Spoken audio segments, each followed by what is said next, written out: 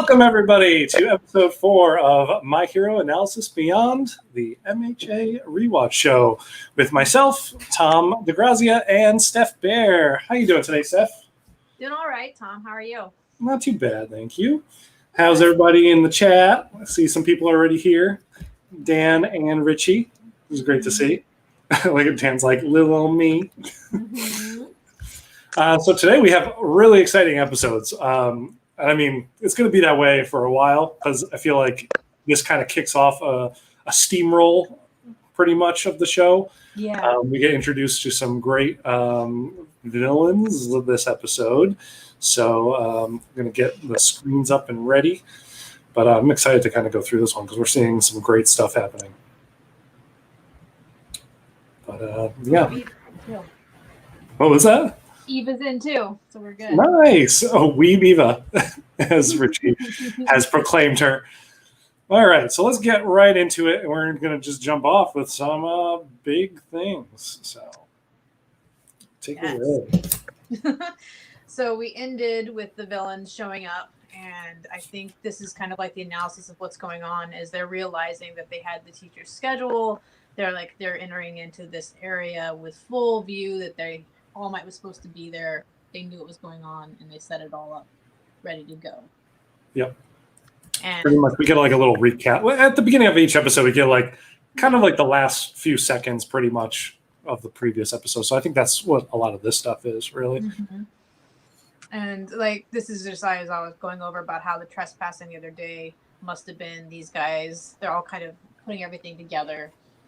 So it's kind of I love that they actually acknowledge that because I forgot that they acknowledged it, which is why I really wanted to make sure we brought it up on the show because, you know, we see Tamura in the background and we obviously know what his abilities are, even though we haven't seen it on the show yet. But then they actually say it in this episode, and that was really cool. Yeah. And, of course, Tamura in all his glory is thinking, how is he going to get All Might to actually get there because he has this plan in place. And he's like, well, maybe if we kill some kids, they'll actually show up. That would bring about, I think, the greatest hero, possibly. Yeah. I don't know, some children? Sure, why not? Mm-hmm. Oh, yes. Yes. So good. So this image says it all. Aizawa basically owns these next few episodes. Like, good or bad, he's just, like, the best in this. So this is him getting ready to go down and fight. And the next few slides kind of goes through it because Deku starts freaking out because he's like, how are you going to fight? You're just the eraser quirk. And he delivers a great line where he's just like, you know, you can't be a hero and just be like a one-trick pony. Yeah. And it's great because that kind of, I think, will fuel a lot of all the kids that heard that, which is all Class 1A, mm-hmm. I think, going forward. Because I think a lot of them are going to like learn through their experience here and stuff later to come where the shortcomings are, like kind of, you know, they always thought of themselves as having this one thing. Mm-hmm. Well, to be a pro hero, you need to be able to, you know, do a whole lot more than just that. And we get mm-hmm. to see Aizawa really step up and just put that on display here. Yeah. These awesome goggles and everything else going on. Yep. And so the name of the episode, which is Encounter with the Unknown, which is kind of like the whole premise of this. It's a bunch of villains, but no one knows who they are, what's going on, and what's going to happen. It's also, I think, it plays like a dual purpose, too, because as we learn in this episode, the villains, though they know some stuff of what's happening at UA, they don't know what the kids' quirks are either. So a lot of that stuff is unknown to them. So, yeah, we get the kids with the unknown because the villain, the whole side of things with villains is unknown to them. And the villains not quite knowing about the kids. And, yeah, we're going to get a whole bunch of revelations, I guess I would say. On both sides. Oh, that was their quote. Yeah. Yeah, I've been saying the one-trick pony thing, but that's not Aizawa's line. It's just one trick. I agree with Dan in the chat says we need more ass-kicking Aizawa, and yes, definitely 100% more ass-kicking Aizawa. And if you're reading the manga, I'll tell you right now, there's a lot of ass-kicking Aizawa happening, so you should be doing that. It's hard to catch him too because he was like fast and there was a lot of stuff going on. Yep. Like it was just like he's very intricate with whatever we would call his little raps that he does going on. Like the man knows what he's doing. So yes, he does. It's awesome. The raps Yeah, the first time I saw him battle, like I liked him already because he was so weird and quirky with the sleeping bag nonsense and all that kind of stuff. But it was this battle here that made him my favorite pro hero, and that has not changed since. All Might is like right there, but All Might's in a special like separate place because he is the most ridiculous character on this show, and I adore him for that. I have a favorite that comes way later on though, but that's only because he's Ooh. round and adorable. So. Oh yes, I know exactly who that is. I was wondering who it was at first, but then your description fit it to a T. Yeah. So this is one of the things, like, I really like the commentary from Tamura's perspective too, because he is basically trying to figure out this villain thing just as much as the kids are trying to figure out their hero thing. And just like the fact that he just hates pro heroes, he's just like, oh man, it's like another level to him. He's bringing all these people out, and Aizawa's just being cool. And I think he tells them how cool he is, like for episode after episode after episode. That's Tamura acknowledging Aizawa's cool factor is one of my favorite like ongoing things in MHA. MHA has like a lot of ongoing stuff that, like, if you're not paying attention to it, probably you wouldn't notice how often they re-say the same lines or, really kind of bring back these connections to characters. But Tamura actually finding Aizawa to be really cool is one of the best ones, because he's also trying to kill him, but he's like, man, you're cool. And it's great because, he's like, he realizes when he runs in, here's this hero that has this one power. He's not going to be able to do much. But then, Aizawa starts jumping over everybody, flipping around, taking out masses before they know. And like, because he's wearing the goggles, no one can see where he's looking. So they don't know whose powers he's turning off and when. And so like, he's just acknowledging like how awesome, like all that kind of thing is, at the same time, how much he absolutely hates it because it's throwing a wrench into his own plans. Yeah. And so it's really good because you have all three villains that are going on, but the mist guy, which I'll never remember his name. Kurogiri. Okay.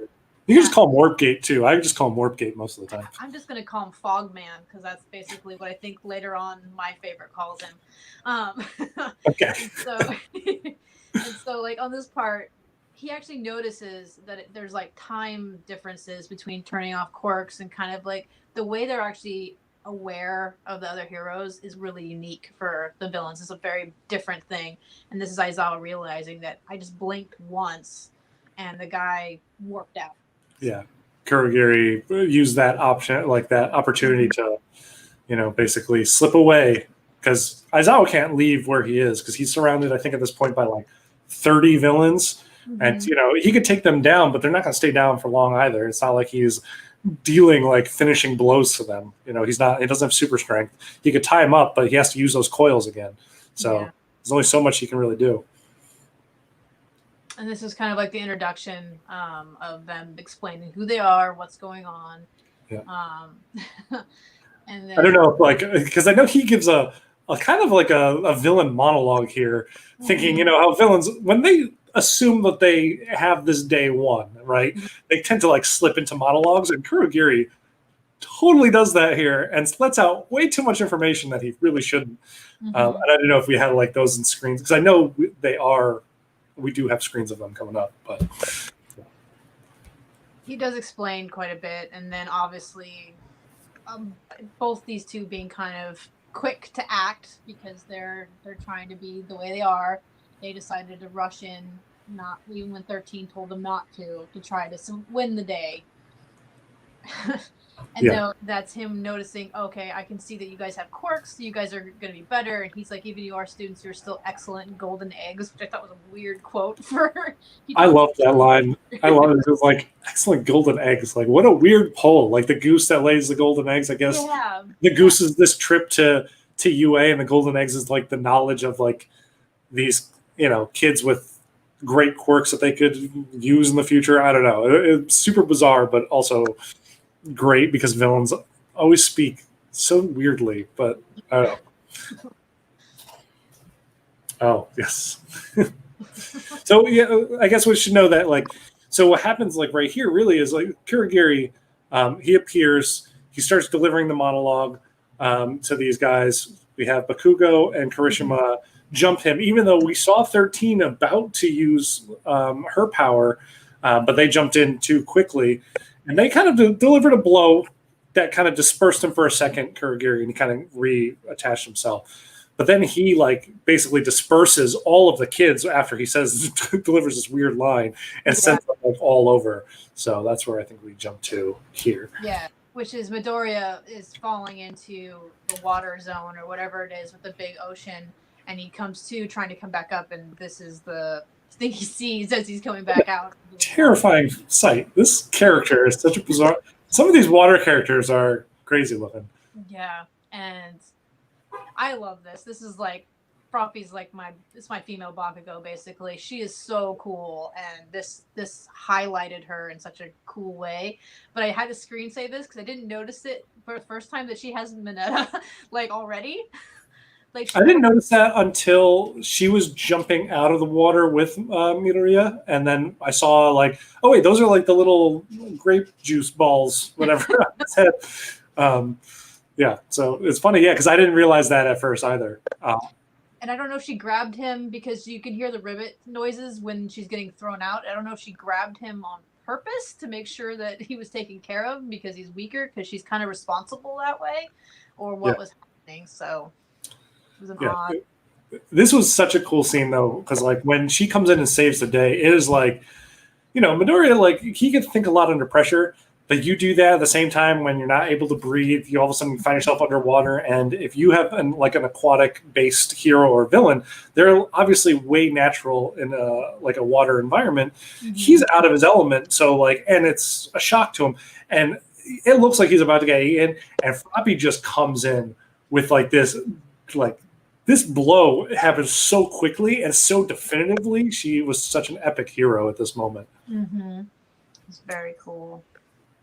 Remember, and then she takes him off into the boat to talk about I like how she like climbs up like Spider-Man. She's like going up there all slow motion, and this is when he thanks her, and then she goes into her regular routine of trying to get him to call her by her first name. Yep. Her last name is a formality because she really wants to be friends with all these people, and I'm hoping we know more about her background as why she wants to be so forthcoming with that name, because I'm sure there's something to it. And so, to me, this is the oddest group that they got dispersed because the range of quirks was very hit or miss. Mm-hmm. So I thought it was interesting too. I love like the fact that these three got paired together because, especially in a water scenario, Froppy is definitely a hero that's going to thrive in this environment. She says it all the time. She said it before they even got to the USJ. But Deku, who at this point can't even use his power without like damaging himself. Mineta is a ball of nerves and stress, and is freaking out and crying this entire time. Yeah, and it's great to see them all together and kind of see how this boils down. I don't know if this happened to you because you're watching the chat from a different spot, but the chat in our stream program here that we're using took a second to catch up. So I kind of want to just go back. And just mention how Dan had mentioned that 13. We've been referring to 13 as a female. I still think 13 is a female, but I also remember 13 being referenced as a male a couple times too. So I don't know. I don't think they've gone into that. I don't know if it's one of those situations like Goku and Dragon Ball where they have like a female voice actor voicing a male character, or if it is just not a gendered hero. I don't know. I don't remember what volume she's in, they do go through it in one of the volumes of the manga, because I remember that was a big question when this came about, because I thought it was a female hero, and I was like, that's really cool that they have this person to look up to, because all the female students seem to gravitate towards how cool he is. So it's interesting. Yeah. I want to, I'll go back through. If it's in the volumes, I'll check those out because I have them all in the bookcase back here, and I'll try to figure that out for next week. And we had Christy and Dan both acknowledging how awesome Froppy is and how we need to see more underwater fights, which we'll get later on in the show, but not as much as I think anybody would want. And so that pretty much catches up, except for James hopped in and he's drinking wine, and that's always great. I don't know if we have a screenshot of it, but one of my favorite moments here on this boat is when you're mentioning how Sue wants people to refer to her as Sue, and Midoriya kind of freaks out about saying it, and she just nonchalantly says, "Don't worry, in your own time, it's fine." And he's just like, oh, thank you. But like she says it like in such like just a chill way. She's like, in your own time, it's all good. Whenever you feel around like it feels natural for you, I'm okay with it. But just know this is what I prefer. And it was just like, man, Froppy, you're all right. I like Froppy. Yeah. She's like, to me, she's very like surprising, like calling out Bakugo on the bus to being very supportive in this role. Like her character is very interesting to me. And Eva says she's always so calm. And she, in this scene, she was like, out of the three of them, she was one who was just like matter of fact. She's like, okay, this is the situation. I don't know if that's because she felt a sense of confidence being in the water zone at this point. Because, she even mentions like if she was in the fire zone, she would have been screwed because we've seen her, not yet. So I won't go into that, but different elements affect her in different ways, clearly. Great scene. We're going to get a lot of these awesome splash screens from a lot of the kids in this. Which is really cool. And I think I did get him freaking out. I don't remember if I did or not. This is her also explaining because they're trying to decipher the villains. And she's like, don't you think that they're actually doing this because they found something that would be hurting All Might?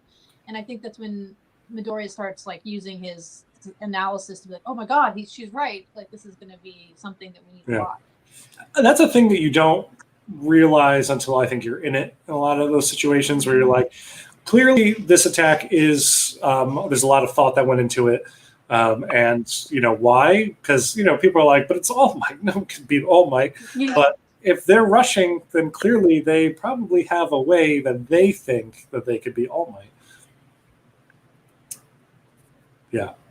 You have Mineta freaking out. There's a couple. I gotta say to everybody watching, I was very proud of Steph. There was a lot of Mineta perv moments in these episodes, but I don't think she screenshotted any of them. No. But they were great because some of the reactions were fantastic.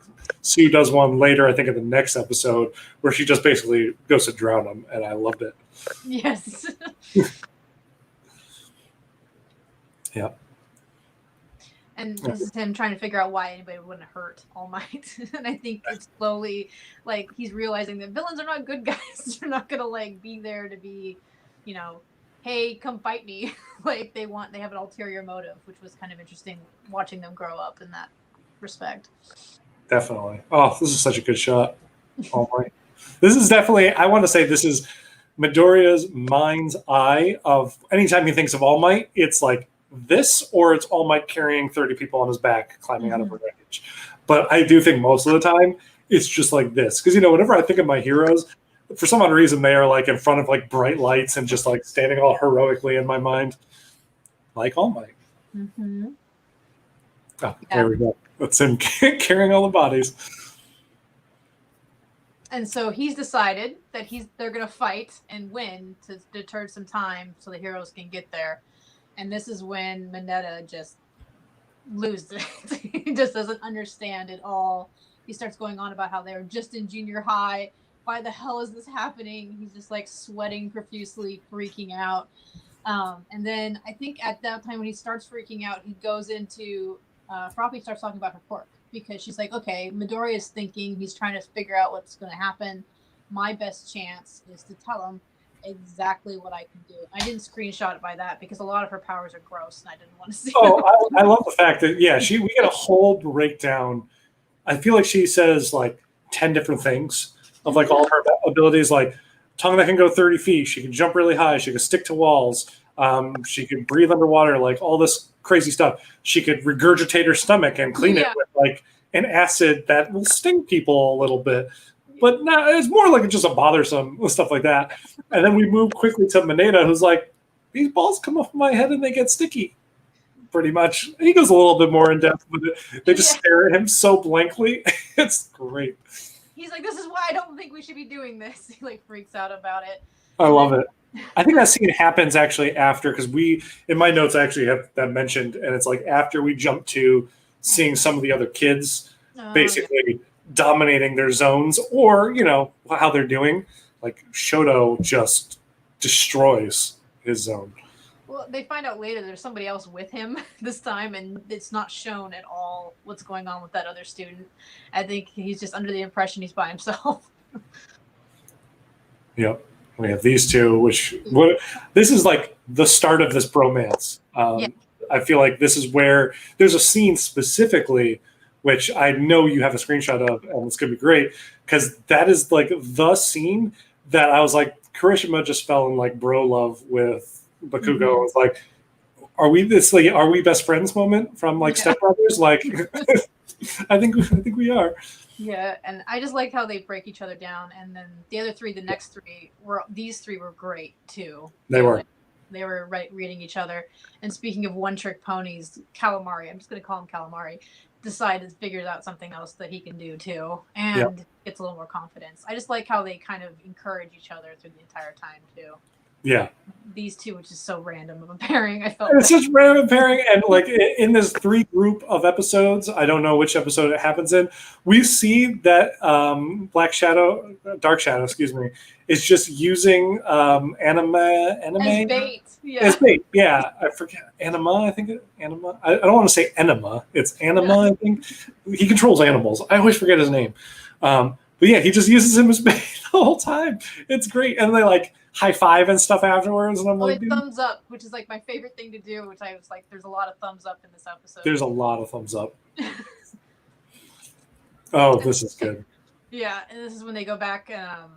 All Might's obviously resting because he saved a bunch of people that morning and he needs to rest. He goes to go back into his teacher form so he can jump off, and he's just spewing blood again, and then has to come, like, sit back down and rest because he's just overexerting himself. Yep. And introduction of one of the coolest characters, I think. I love that he goes, "Am I a mouse? Am I a dog? Am I a bear?" And then, like, I'm the principal. Yeah, I'm just the principal.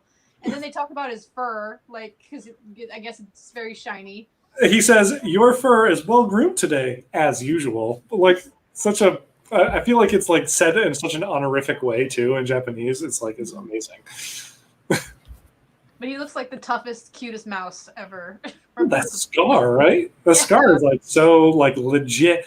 I want to know, when we're gonna get that backstory of when the principal. Eli, don't freak out. When the principal got that scar. Hey, stop. Yeah, this is great because, we get this whole scene of the principal coming in and just admonishing All Might basically for wasting his precious 3 hours and being like, "Look, you took this job as a teacher here. I would hope that you would put this as precedent over everything else. Like, we are in an area with a lot of hero agencies. You don't have to do all the work. There's support here." Yeah. You're a teacher. Please put that first in your mind. And like, he starts pouring tea, and All Might's like, "Oh my God, he's pouring tea. We're going to be here for a while." Oh, yeah. Long-winded. And it was funny because he was going through everything about All Might's predicament. And he's like, you're trying to find your person to leave One for All to, and like telling him, he's basically like a child. Like, he's the teacher to All Might. He's like, yeah, one by one. So I would like to think that he was like probably either maybe not the principal, but maybe like a teacher at that school when All Might was a student. Because I feel like we don't know how old this animal principal is. But I feel like he does talk to All Might in a way where it is. I don't know if you've ever run into like a teacher from your like childhood. They still talk to you like you're the student, would, yeah. right? And it's kind of how the principal addresses All Might, and it's fantastic. It's like, I know that relationship so well. It's one there's still building. I think I got one. Oh, I think you can stay here and relax for a little longer. He's just trying to get him to get back into it a little bit. And I think I got one of him sitting down for tea. Yeah, because he's super cute with his big feet. Him and Midoriya shop at the same shoe store because his shoes are the exact same, just in yellow. I totally noticed that this episode. I'm like, he has like this nice, almost 3-piece suit on, just missing the jacket. But he's got these like big ass yellow sneakers on, like the way how Midoriya, no matter what he's wearing, has like the big red sneakers. Mm-hmm. Funny. And I think we just cut back to 13 and what's going on. And I missed the part on this because I think they had just told Ida that he needs to run for the door and get through everything. And he was worried about leaving everybody because that's not very leader-like, because that's his big thing, is he wants to be in charge, the leader. He's the class rep. He's supposed to be the symbol of how they're supposed to act and how they're what's supposed to happen. And then everyone reminds him. I think they called him emergency exit during this. Yeah, they did. Yeah, they totally did. And they're like, as long as you can get outside, they're not going to follow you, and then you could help us by doing this. And I really liked that they all kind of jumped on that together, because Ochako even says, I can help you and support you just like I did in the cafeteria. And 13 delivers a line, use your quirk to save others, which is something that I think comes back with Ida again and again. And it's one of those things that, like, you know, you kind of have to realize that a hero, it's not just battling the villains. It should be protecting other people first and foremost. I see you looking back at the comments. They're all talking about the principal's scar and his issues. It's fantastic. Yeah, someone says it's just a raisin. That is James. Yes. Yeah. Oh, this is him dawning on him, like, oh, I have a purpose. I have to get through this to be the leader that I need to be too. And so. Sorry, my dog's licking his paw, and he shouldn't be. It's a whole thing. Oh, I found this ironic because right, because he had just done the same thing. Yeah, I was like, oh my goodness, and he's just calling him out for it, and then 13 is just like, it doesn't really matter, because even if I tell you what I'm saying, it's not going to help you from preventing you from doing something. Yeah, doesn't matter if we're found out. And then I got the black hole. Nice. It was such a good moment to see her or him. Also with giant yellow sneakers. There must have been a sale somewhere with giant yellow sneakers, because it seems like a lot of characters are rocking them. But what a cool power. Granted, might not work out so well for 13 in this instance, but I think it would have if Bakugo and Karishima didn't jump the gun in the beginning. And then it cuts back to Mineta freaking out at this point in time, because they could kind of go back and forth between the fights, so it was like back and forth, back and forth, back and forth. But I almost remember too that they knew 13 was going to be there. They thought it was going to be 13 and All Might, and so Eraserhead was the wild card. To say the least about it. So. This was the freak out face that I was talking about earlier, where he's like, what do you mean fight? We're just kids. We were just in junior high. Doesn't make any sense. You're contradicting yourself, because they are not ready for the villains, but yet he's going to try to fight anyways. Yep. He freaks out the whole time, even when he's doing something heroic. It's fantastic. And this is just that scene where he was freaking out. Yeah. Just blanks. He's like, and then she just basically tells him, yeah, it's okay. You can do it at your own pace. And then this is when they start going to talk about their quirks. Yep. And then they also realize that all the villains are staying in the water, which means that they were specially made for each zone, but they didn't know what kids were going to go in what area. Yep. I think because we learned in this exact same conversation that the villains did not know what the quirks of the kids were. Otherwise, they would not put Froppy in the water zone. And it's great because I don't know if we have a screenshot of it, but there's some, great balls start winding up in the water because Mineta starts throwing them out haphazardly. And they're just like, ooh, shoot, get these away, because they don't know what they are. And they're just like, I don't know what these things are. Yeah. I would totally be doing the same thing. I'm like, what are these gross little purple things? Yeah. I love that he explains, yeah. Yep. Like he's trying to explain how sticky they are, and I'm like, only Mineta would explain it in the worst way, in the worst fashion that he could ever say it. And the fact later on that he talks about if he's happy, or if he's in a good humor, or if he eats appropriately, they last longer than other things. Didn't he say something about? I don't know. That screenshot with it later. Okay, good, because he delivers a line. I swear it's about him pooping or something like that. Yeah. Okay, good. It's just, I was like, oh, you can't get any lamer. Yep. Yeah, how I'm feeling that they can even stick for a whole day. That's super sticky, and I love it. It's great. His power actually is really good, and he's that character that throughout the course of the show, I have to keep reminding myself, UA is super high flutin, whatever, that they only pick like the cream of the crop to be in their class, right? Yeah. And they picked Mineta to be in 1A, which is like the best of the best. So they must see potential in this little weird perverted purple creep somehow that no one else, not even himself, sees. No. So you kind of got to wait to kind of like let that blossom. But the power that he has, I think once he develops like other ways to use it, it's going to be something pretty substantial. Yeah, I mean, even in the test where he was bouncing himself back and forth between them, because they don't stick to him. He bounces off of them, which is a very odd, unique thing. If anybody's quirk is highly unique, it's Mineta's, because it's very. I've never heard of anything like it. And Richie is saying how he loves his diaper on the costume, and I gotta say, like, I've always wondered about that. It's the weirdest costume design, and I'm like, there must be a reason for him having like a buoy on his waist or something like that. Like, what is going on with it? Like, how does it help or hurt his entire situation? I'd always want to know if he's wearing a shirt too, because like, is he just out purple because like he's doing his thing, and with a cape?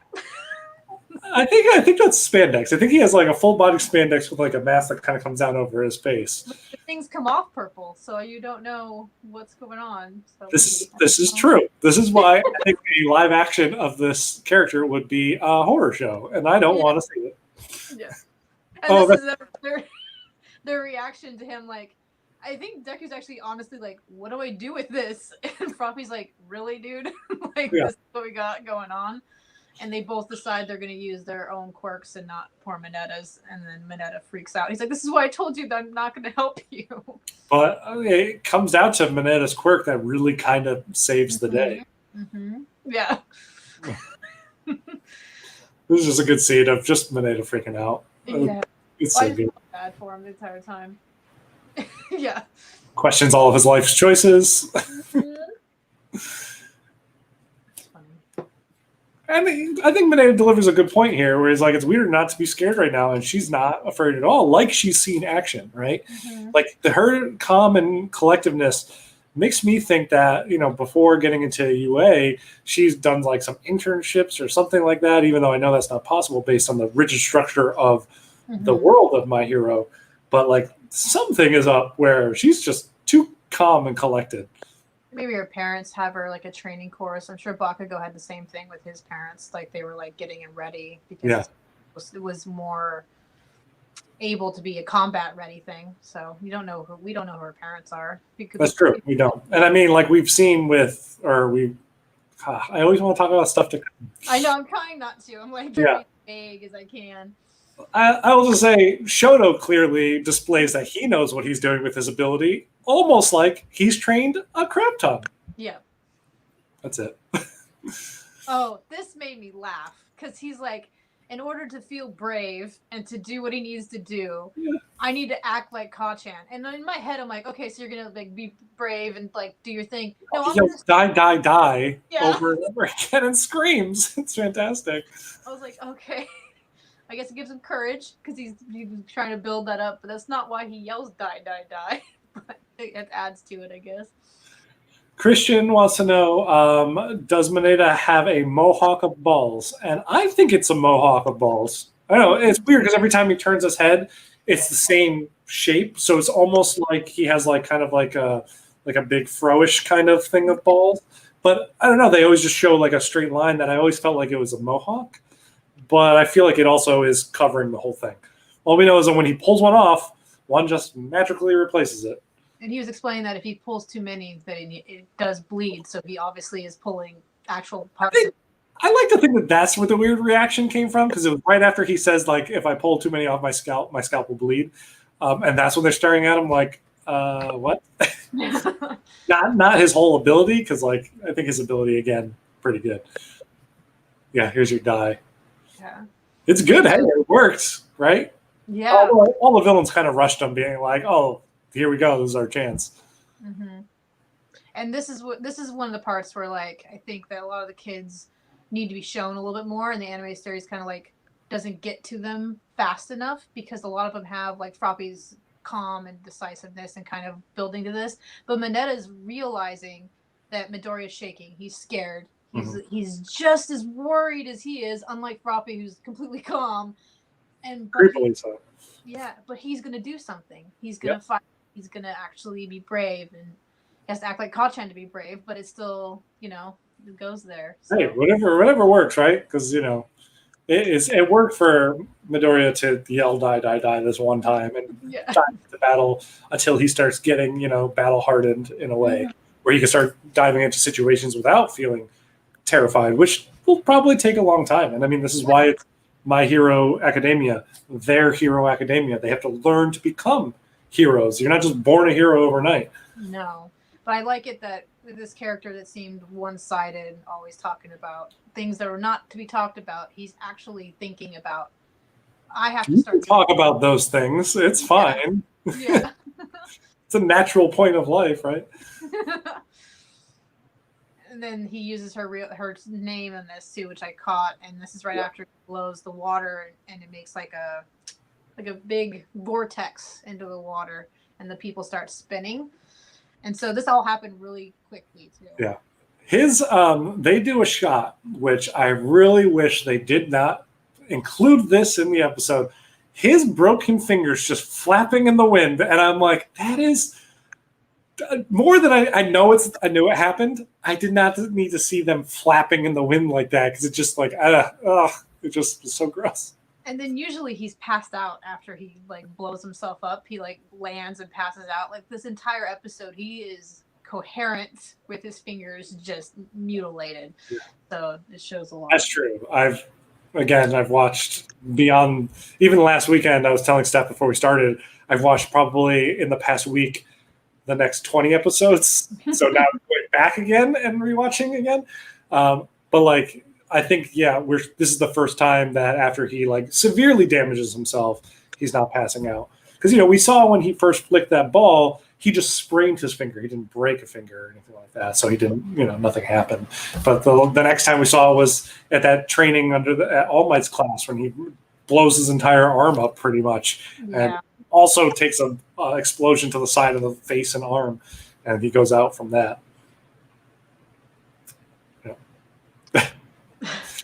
Mineta, realizing the whole damn Mineta, I guess I'm gonna have to be heroic too. Yeah, he's got to try to do something. He doesn't know what he can do, but he's gonna do something. He just throws the balls off his head indiscriminately, not hoping for these amazing results that he always seems to get. Well, the first time he just got it because they were confused. This time, I think that he was really just trying to hit one of them with them, and he did hit some of them because it was it was sporadic. Yeah, what is that gonna do? It does nothing unless there's a plan, which he's not thinking of clearly when this happened, because as you were saying earlier, Steph, when Midoriya flicked the water, it created a vortex pulling all the villains together. So, Mineta starts throwing these things, they're obviously going to start collecting and culminating with the villains. Yeah, and then they're like, what the hell? It's not only are they trying to not drown now, and they're doing this, they're they can't get these ugly purple things off of themselves. Yeah.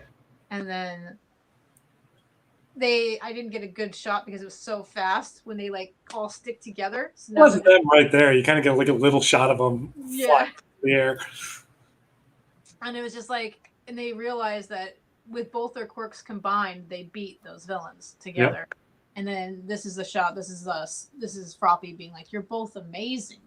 This is the coolest thing, because they all thought she was going to be the one to save them because they thought they were useless in this situation. But it ended up being the power of all three of them that saved the day in conjunction together. And this is one of those things that always makes me think about this show like X-Men. It might not just be one character's powers.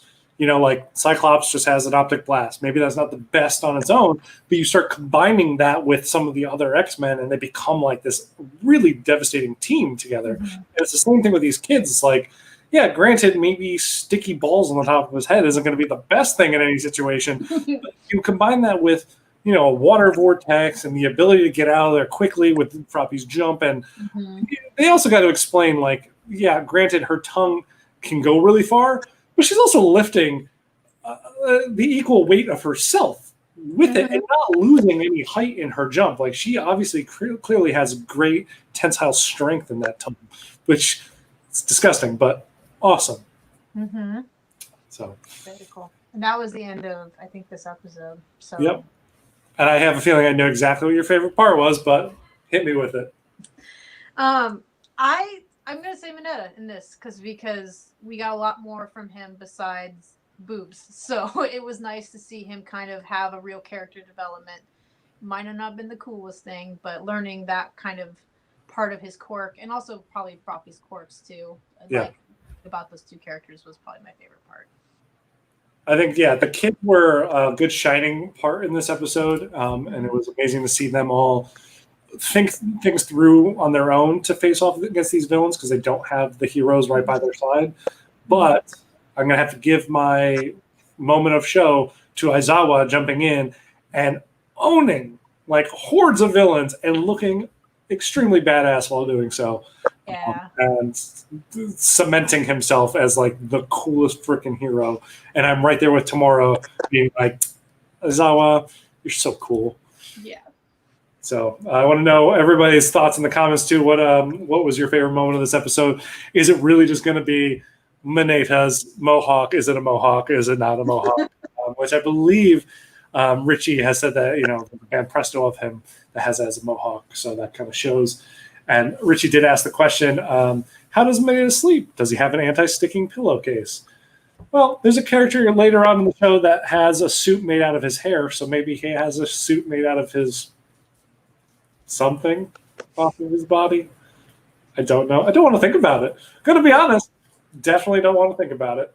Well, you got to think about if people are having dreams or something, they had to get used to it. I mean, Totally probably froze, I don't know how many beds of his in his lifetime, just like having nightmares or doing something.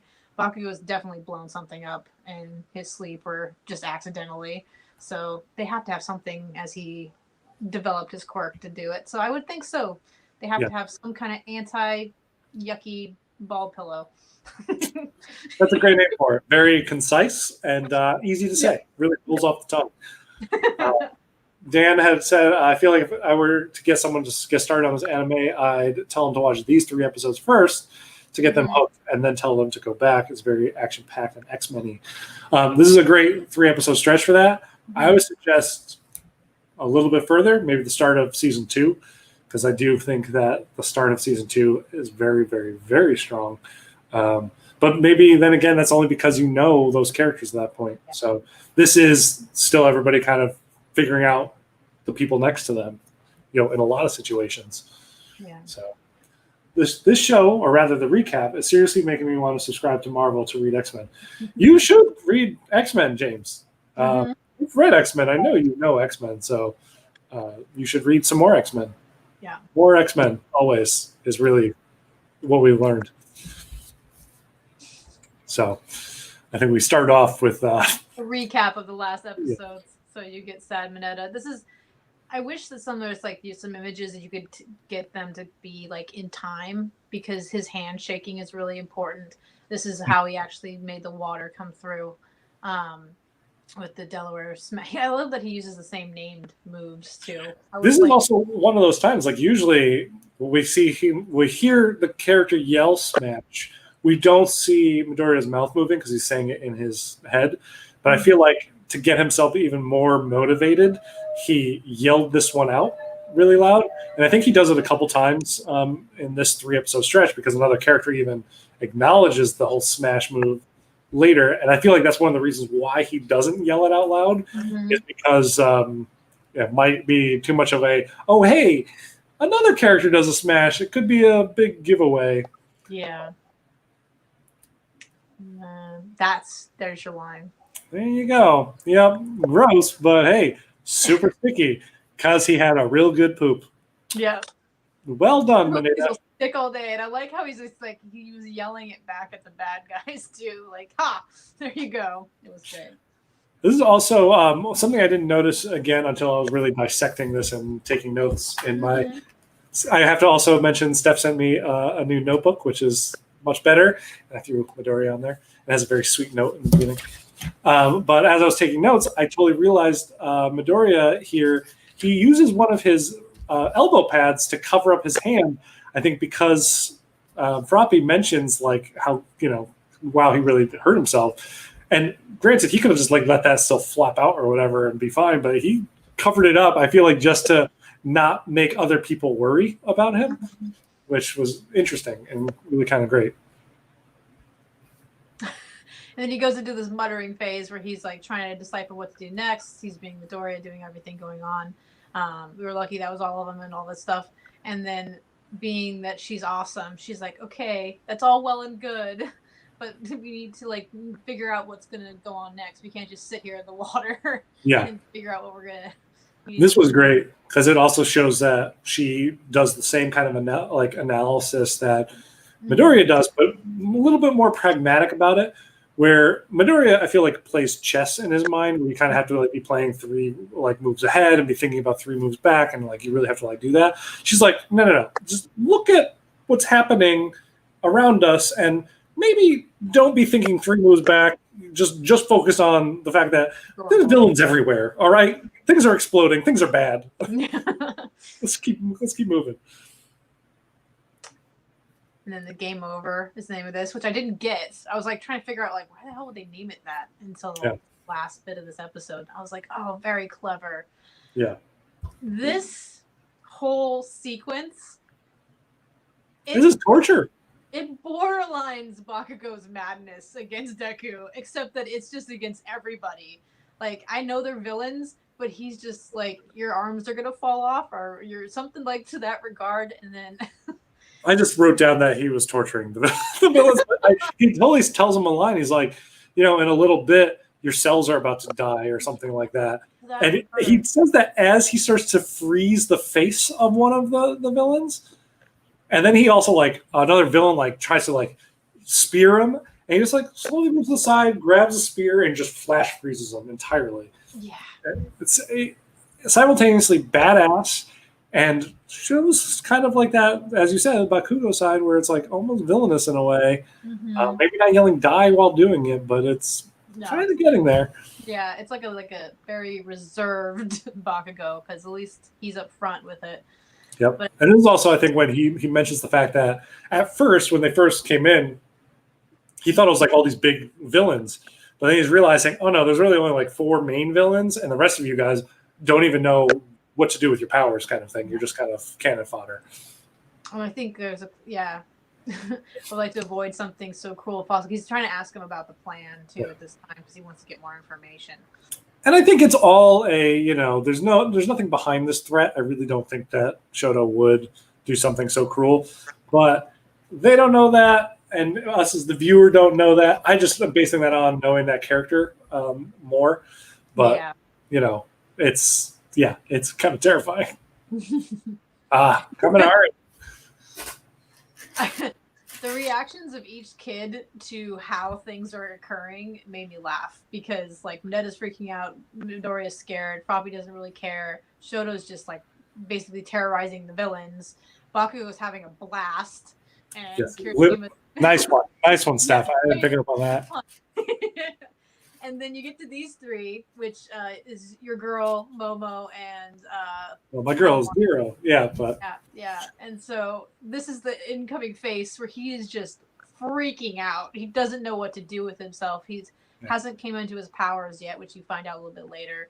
And so he's like screaming about the river Styx while the other 2 are fighting and trying to get things underway.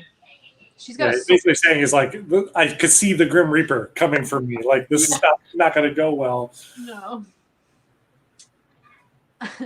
And then they're all trying to figure out what's going on.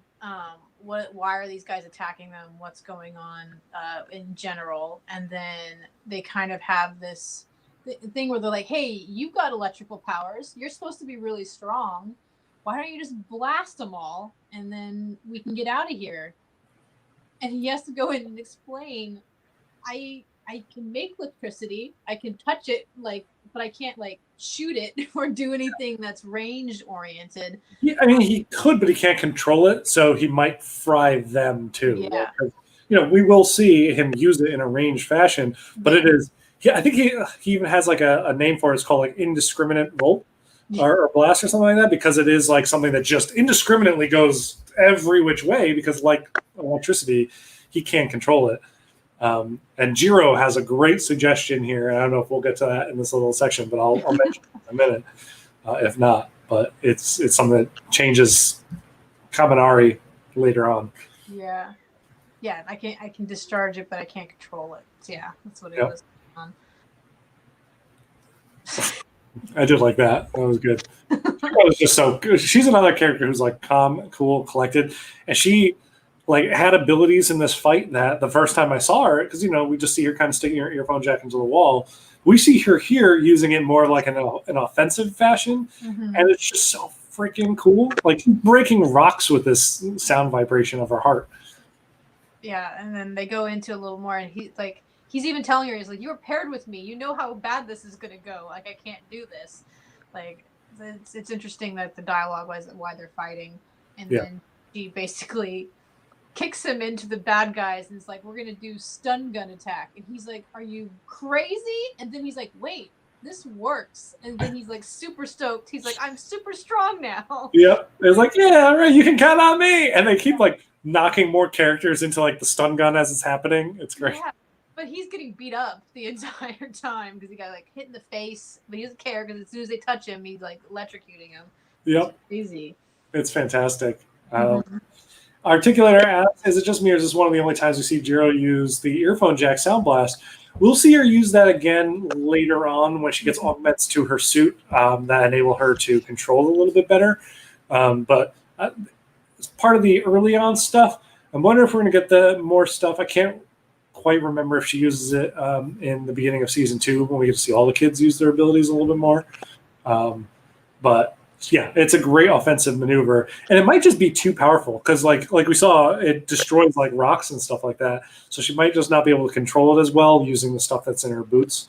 Yeah, and then she calls him out on it too because obviously she augmented her suit to do with her powers, and she's like, "You didn't figure something out to help you with your power." That was the thing I was going to say, like that she gives. Kaminari that great advice, being like, dude, you have like this thing that you could use, help conduct your electricity. Conducting electricity is like a whole science, right? Use that in a suit. This is a great actual moment to recognize the fact that actually today is the character Jiro's birthday. So I want to wish Jiro a very happy birthday.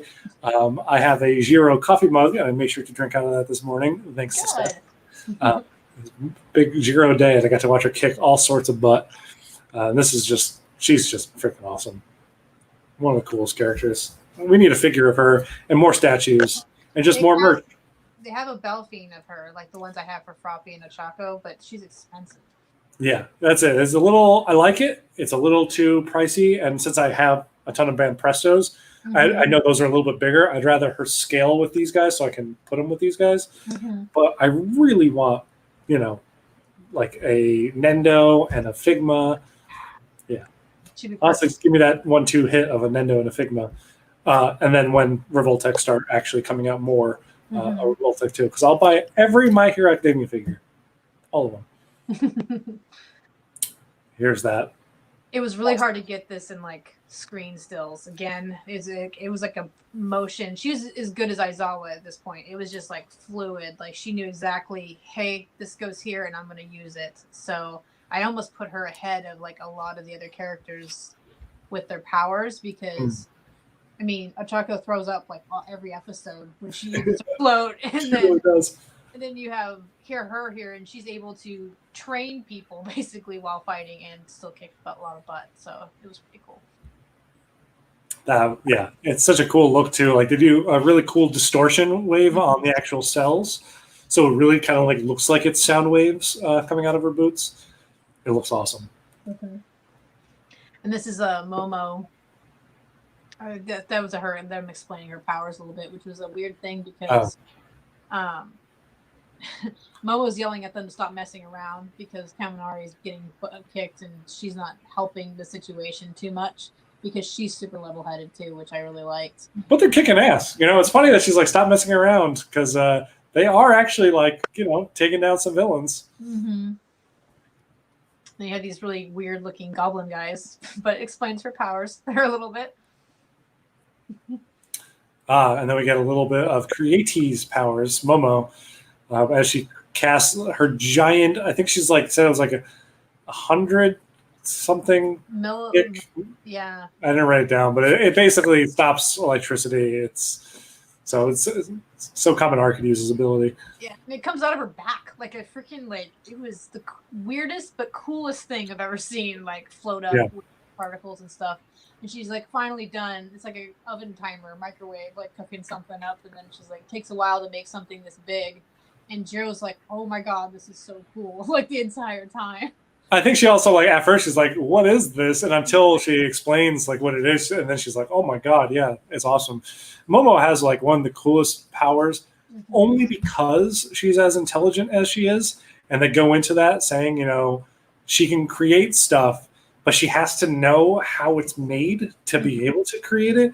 So that's why, like, if you ever see the back of her costume, there's a book on there. And it's a book of just like recipes on how to like make things. It's like the chemical breakdowns of stuff, so she can make stuff on the fly. And it's they explain later that she actually like Mineta is part of her, so she has to like constantly kind of like the Flash has to carry candy bars. So yep. Like running, it's like the same thing. It's like a science behind it too, which is really cool. Yeah, just like Green Lantern, a little bit different than Green Lantern, James. These are actual objects coming out of her that will, I guess, live there forever, not just constructs of light that will then just dissipate. Oh, there you go. It's an insulation sheet, 100 millimeters thick, with that knowing look. Like, you know what to do. And he's, and it's basically like nudging him. And I give him that he's smart enough to know, oh, okay, that means I can do what I need to do. Just barely. Just barely. He like got it. He wasn't standing there staring at her like, what? Like, I gotta say, like, I like this look on Kaminari better than the suit that he'll get later on with the crazy glasses and all that stuff. I just really liked how simple and clean the lines were. It just like looks really cool. But yeah, they all change their stuff. Yeah. And he fries them all. I love the one guy that's just a skeleton on the right. There's a chicken, because it's actually a fried chicken, which I laughed really hard when I saw this. It was hilarious to me, and then I realized like I have to point this out because no one else is going to look at it. Yep, and there's a guy with like a battle axe on the left. Yeah, I never like screen froze like these images of like the pan outs of all the villains, except for like last episode there were a couple that looked absolutely ridiculous, and this episode same thing. Oh, yeah. It is a good thing Mineta wasn't around for this. Although Kaminari is not much, as we learn later on, he's not much better at the pervertedness than, They're besties by that point. Yes, exactly. Because I didn't understand what she meant when I took this shot either until the later on, and then her ear jacks start like covering stuff as they're talking, and then she's like, hold on, it'll take me a second to remake my clothes. Because I'm assuming she had to use the materials for them to help her build that blanket. I don't think she did. I think maybe that thing busting out of her back just ripped her whole outfit open. Because she doesn't use the clothing on her to make the ingredients. As long as she knows it and has the right amount of lipids, that's how she's able to make the stuff. She has such a good look. Very unique. And then his yay face. Because Jiro's worried about her being not covered, and then she looks over and he is just not to the world. And they explain later that he basically short circuits his brain. Yeah. It's great. I love it. Too much electricity goes through and just fries his whole brain. This is right when Tamura realizes that split-second gap. Yeah, and he comes straight at Aizawa. And he's actually counting down seconds, too, as he's, like, running at him. He's like, 23, 22. Yeah, and that's when he knows that his abilities are back on, and he could use them for, like, a split second, but that's all he knows he needs to do a tremendous amount of damage, actually. Aizawa's not able to use his arm again after this. Not that I would think he'd be able to. No, not for all the damage, but I was almost thinking his eyes are so red too, like in that, like at this point, keeping him open. Yeah, see him keep going, but it's just like crazy. I love Tamara's eye up there. That's so cool looking. He has a lot of really cool looks. He does. And it's one of the things where I'm like, again, I'm just going to keep talking about toys because, hey, part of being a fan of something is buying the merch, right? Mm-hmm. I need more Tamora stuff to come out where his father's hand is over his face and his eyes are visible, because they do a lot of stuff where the hand is over there, but his eyes are covered. And I'm like, but you can always see his creepy eye peering through in shadow. And I love that look. This makes him look so cool. And then like watching his elbow disintegrate was like, it's hard to watch. Even knowing it's going to happen, it was still hard to watch. I can't imagine what that feels like. Oh my, I don't want to know what that feels like. Your whole skin and like just deteriorating. Ugh. Christy asked about the hands on Tamora's costume. They will go into that in season 5 of the anime. We are about another season out, so next season you'll learn everything about those hands. But Creation Odyssey does know what they are from. If you want to know, that's there. But yeah, we'll learn that. It does not help him out at all. It helps him out in motivation, not in like his abilities or anything like that. Yeah, I didn't get good ones of him scratching either, because like that was throughout the entire thing. Yeah, it's more of Aizawa just like being really, really cool, which is what Tamura says, because he should be down for the count. He should know that he cannot win this, and he is just not going to stop. Yep. I think he even says, this is when he actually says, "You're so cool" for the first time. I think I duplicated a couple of them. Yeah, there you go. Boom. Because he is. The Japanese voice actor for Tamura, when he says these lines, it's like in complete adoration. Like, it's really well done. His delivery, in everything he says, there's like an evil glee to it.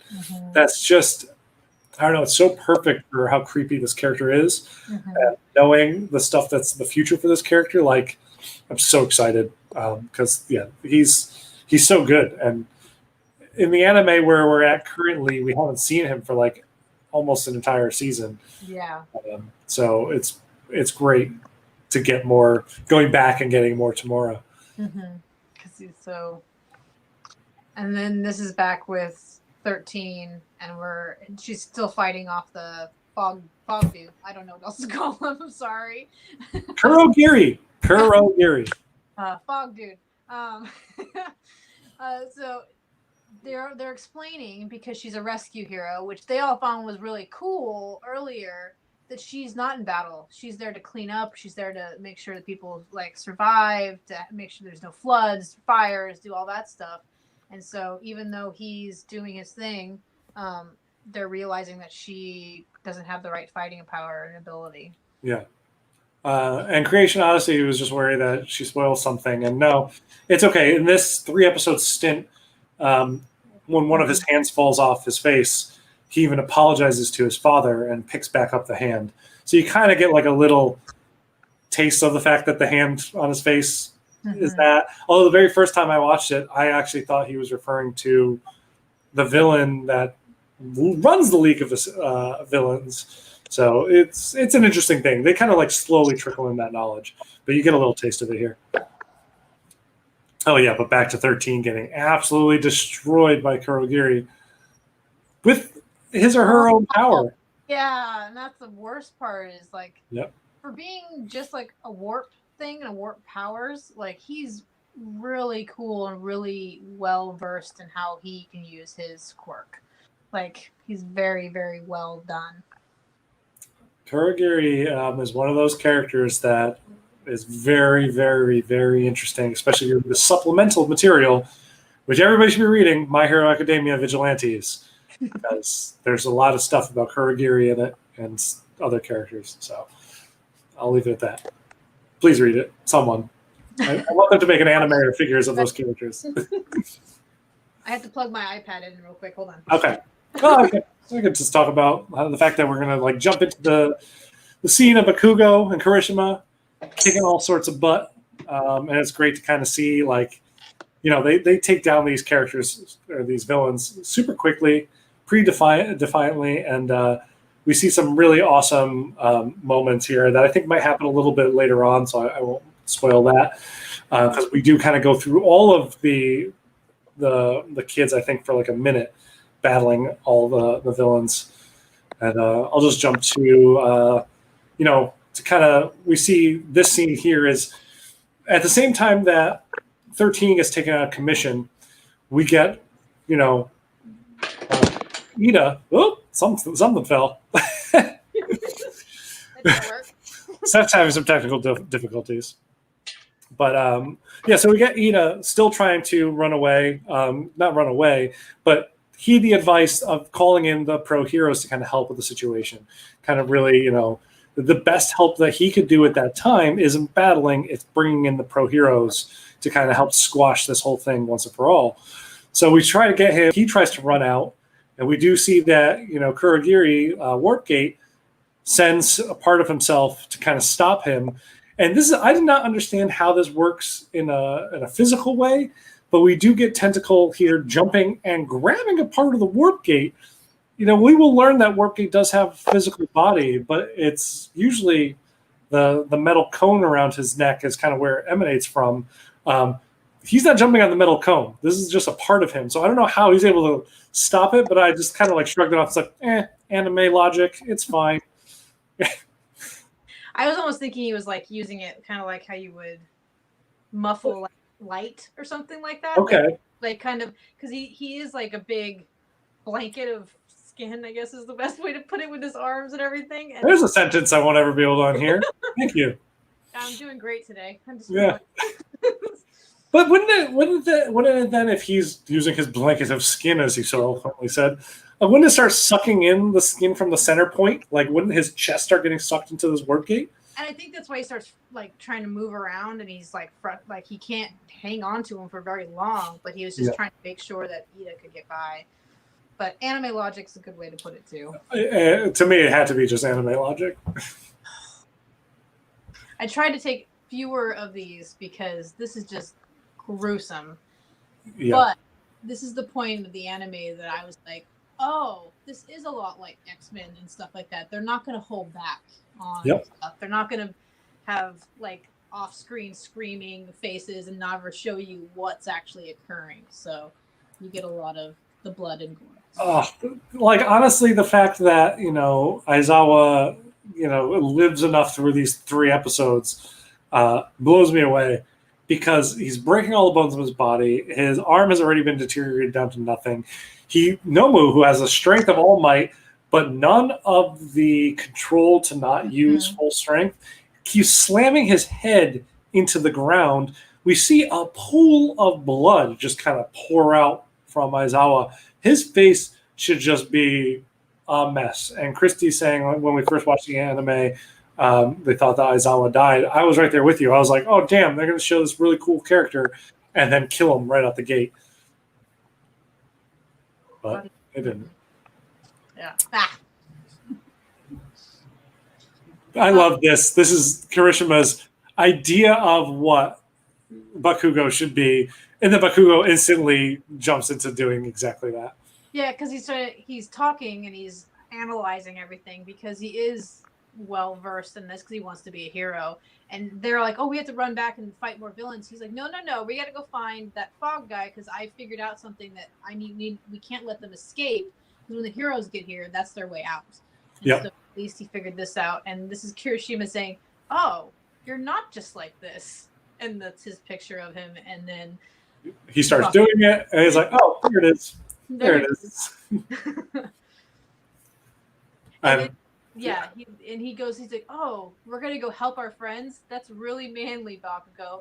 And so this is the part where I think Kirishima was almost like the translator, like the subtitles to Bakugo's actions after this. They have their little bromance. Like Bakugo running around screaming. Kirishima's like, oh, that's right, Bakugo, we have to go do this. And it would be like eating dinner or something random. It's awesome. Yeah.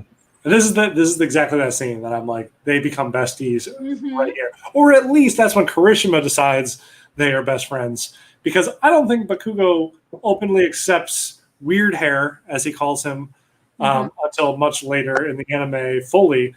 But I think this is like the start of, Kirishima being like, oh, damn, you're manly. I like manly things. And he punches his fists together and makes a great like clanking sound. It's awesome. this is like, and this I think it's Ejiro, I think his name is Ojiro, Yeah. something like that. He just has the tail thing, and I always thought that's really lame. Like, what is he going to be doing? But he's fast. He was maneuvering around, and the villains couldn't get it caught, catch him, obviously. Yep. So he's maneuvering around by himself in this crazy world with villains. Everybody else has like Bakugo's exploding powers. You got Froppy's expertise and all that stuff, and you have a guy with a tail running around. His tail is super strong too. The width of it is like the entire width of his body. So you think that thing must hit like super strong.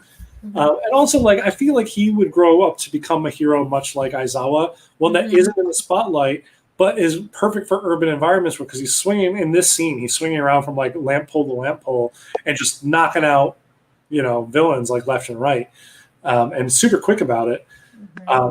There is a character design thing I need to know about him, and I need to know that fur, because that fur is the exact same thing that's on like the tip of his tail. Like, is half of his body just like super furry? Because man, that poor kid got a weird lot in life with his ability and weird. He doesn't have a bird head, so we're okay on that part.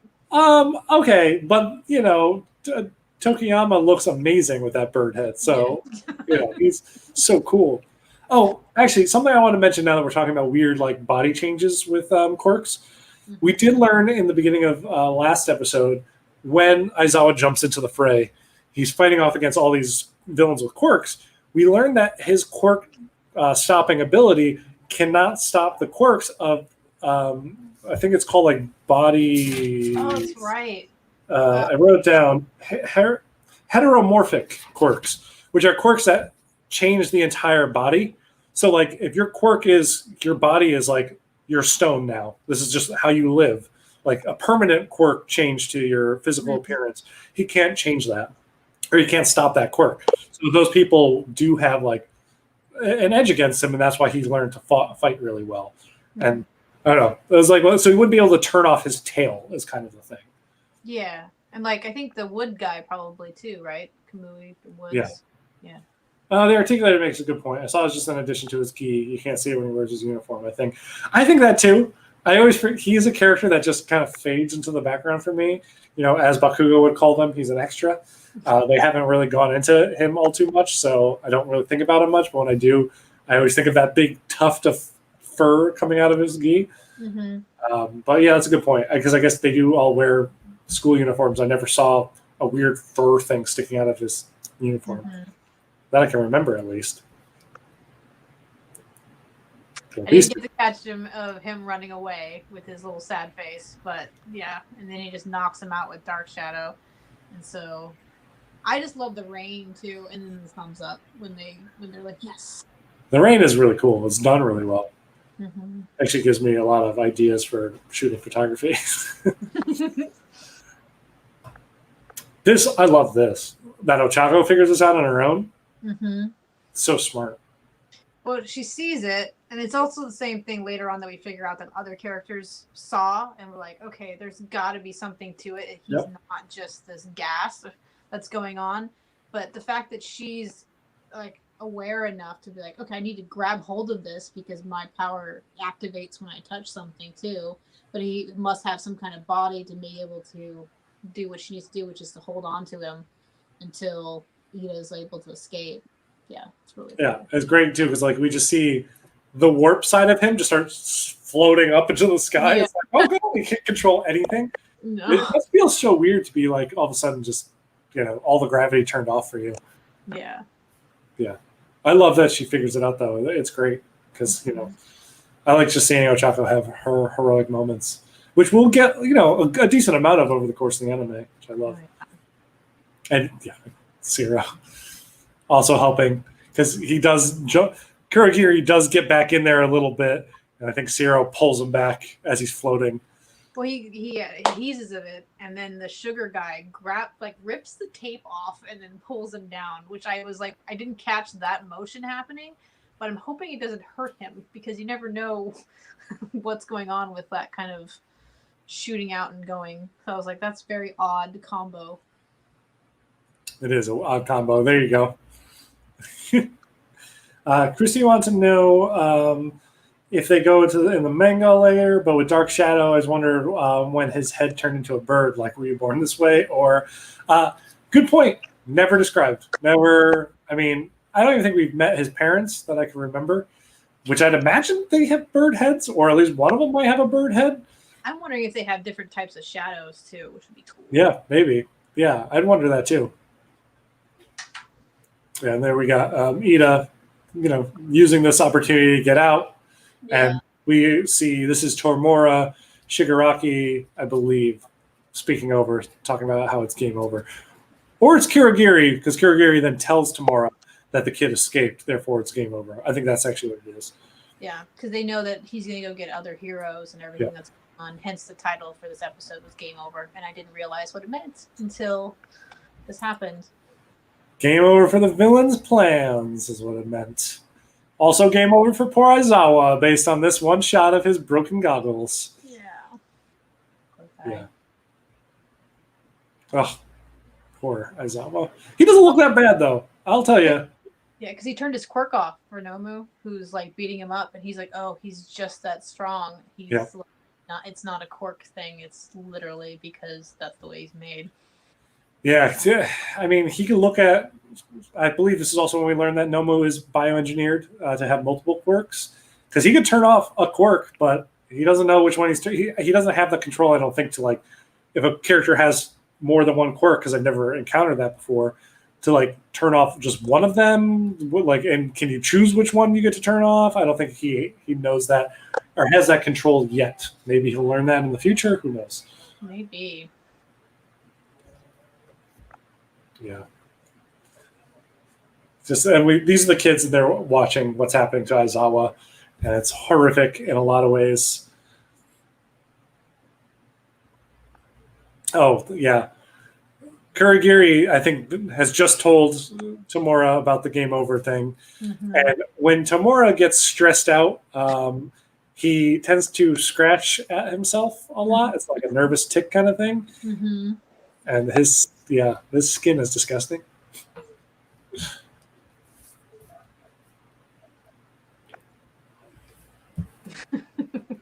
What are you laughing at? The chat. Okay.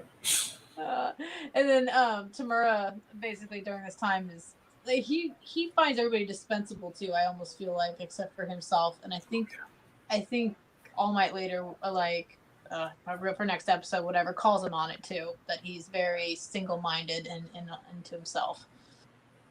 Yeah. Oh, very much so. Like he has no care for anybody but himself. He just wants his own goals to be pushed through, which we'll learn in the next episode. Really is pretty much anarchy. So yeah, and if you weren't a warp gate, because boy, they need the warp gate. That's how you get to them, bro. Yeah. So, and this is him rushing them, realizing they're there, and I think this was the official end of it. I believe we get a little bit more because someone makes their grand appearance at the end of this episode. Right. And also we have Midoriya attempt his one for all full power against Tomura here. This is one of my favorite. This is might actually be my favorite scene from this episode. It's kind of tough, but just Aizawa stopping the ability right as he's about to grab Sue. Because we almost saw the end of Sue. Actually, we got to see what that would look like through the eyes of Midoriya. But man, Aizawa, even in his broken, bloodied mess of a self. And then he tries the one for all on it. And that actually, Tomorrow actually goes into how cool he is again at that point too. But he gets to hit him, where he's going to hit him for hurting Sue, because he doesn't know he turned off his quirk at that point. And it's kind of like he finally realizes, like, my arm's not broken. I just had all this happen. I just used it, and he's like super excited for like 5 seconds, maybe. Yep. And then, unfortunately, and then he realizes when he looks up that is what Sue meant, that they have a way to hurt All Might. And then this is great. This like that pool of blood, which is the goggles. This is also another contender for best of this episode. It's just The not right smile. when he appears. Yeah, the not smile, as Midoriya mentions at the start of next episode, he's like, when he enters in, he's like, and he's not even smiling. But one of the coolest things I think is Horikoshi goes into in the comics. What? He goes into the fact that he draws All Might purposefully differently than he draws anybody else, except for a character that we'll meet in the second season as well. It's to kind of like put him on a different playing field in a way. Mm-hmm. And this is like one of those moments where you kind of like, he describes it as drawing him more of a Western superhero style, which I don't really see the Western superhero style because I feel like Western illustrators have actually taken a lot of Japanese influence in a lot of their styles. But whatever. He looks differently, and it's really cool, and he looks really cool here. And yeah, that's pretty much it.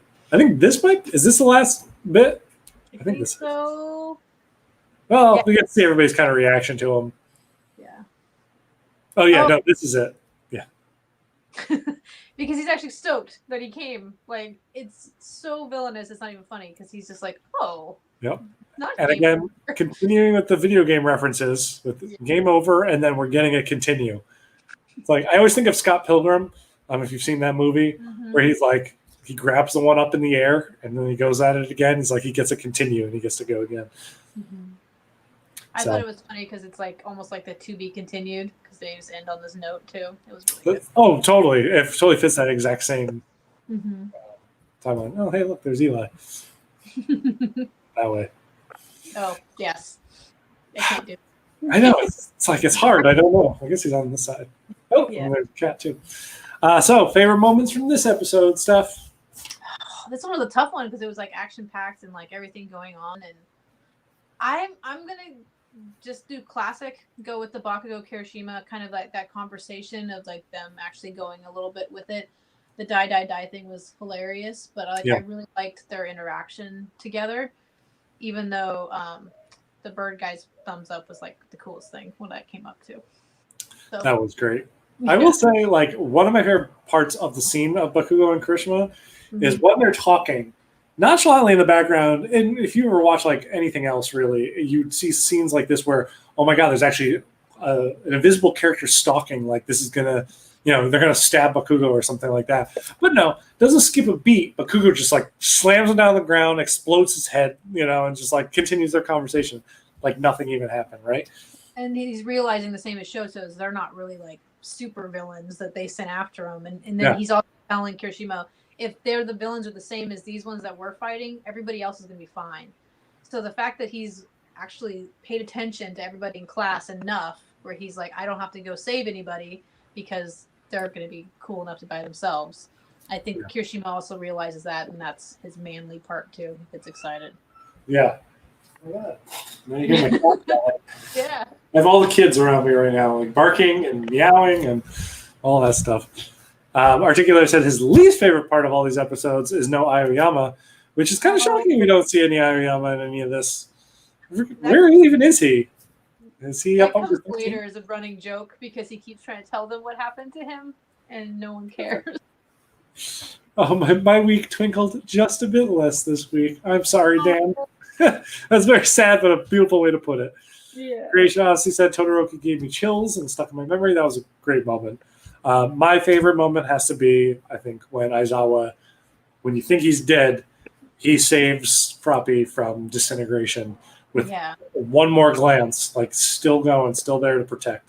That guy still, doing the hero's deed. Yeah. It's funny because the kids underestimate him because he's in a zip up thing, and then when they first meet him and he's tired and he's mean and All Might's flashy, but he's just as cool as All Might. So. But Midoriya, once he realizes who he is, because I don't think he's ever seen him before, he just knew the description once he finally saw the glasses and all that stuff. He's like, oh, it's Eraserhead, like I think he knows how cool and how big of a hero he is. It's just this guy doesn't do press. So in their, MHA world, there might not be figures of him either, just like the real world. Come on, toy companies, where's my Aizawa figure? Exactly. How That's about it. the Nomu too? That would be a sweet Figma to have for That would everybody. be an amazing figure to Yeah, have. Oh my needs a god, a Revoltech of him, because they're doing a great job with the size of All Might. I would love to see a Nomu. cool. Yeah.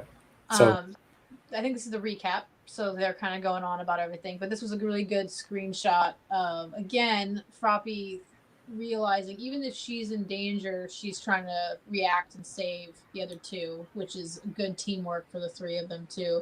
yep. Because poor Deku's realizing that he's in and over his head, and I don't even know what Mineta's thinking at this point in time because his hands are just going all flailing. What's interesting too is like when Nomu so when Midoriya hits Nomu with his 100% one for all and his hand doesn't explode, um, Nomu grabs his other arm and I instantly thought that he was just going to break it, but he doesn't get the chance. I think because All Might enters the situation, but well, my screens aren't. I meant to flip, but it didn't flip for some odd reason. There we go. Yeah, and this is All Might enter. I think it is because All Might entered. I think that's why he like maybe grabbed it and was about to squeeze and break his arm off or something like that, and just didn't. And he's kind of surveying the scene and realizing that, and he actually Ida only encountered him on his way to get other people because he cut his tea break short with the principal to make it, and he just happened to cross paths. And he's realizing that Ida was super scared and worried that these kids were not going to make it out of here. He comes 13 is literally tore up. Aizawa's like out for the count, and there's crazy new villains that are just there for him. I would have thought 13 would have dissipated outside of the suit into whatever, but that suit's still moving with the entire back completely like ripped open and everything. I thought it was like more like a containment suit, but apparently 13 can be contained regardless in a sense. I would also think that maybe 13's black hole would just be kind of pulling into that suit or something too. I know I want to kind of just understand that. Yeah. Go ahead. I was gonna say it'd be cool to go into like each of their quirks, like they do with the kids, how they kind of explain how things work back and forth. But I don't know. I remember 13 is later on, but I don't think she plays like the huge roles as like Aizawa does and all the rest of them. I think we just see 13 saving people like later on. I will say this episode does start off with a great line from Midoriya as they're recapping and they shoot over to All Might, which might be here, where Midoriya says, "The deeper the darkness," as they're talking about all the villains, basically Midoriya getting caught, the more dazzling the light shines, and then it cuts right over to All Might like coming in through the door, no smile on his face, proclaiming, "I am here." This to me was like the coolest. Like he always comes in, he's super flashy, super fun, but this was straight like it's just like this is I am business, here. all business. Yeah. Take off that tie. He's getting to it. This is also like if we had. I'm going to keep talking about toys because I'm a big toy collector, but if we ever get to the point where we actually have like multiple All Might figures and whatnot, I need All Might in his terrible looking yellow suit. Yes, I also want powered down All Might too, but I need powered up All Might in his white business shirt and yellow pants with like the jacket thrown over his shoulder, maybe a swappable top. I just think it would be an amazing look. That's all. That's my soapbox about toys. It's super dark in your room again, Steph. I know. I'm thinking I'm gonna turn my light on. See if that helps.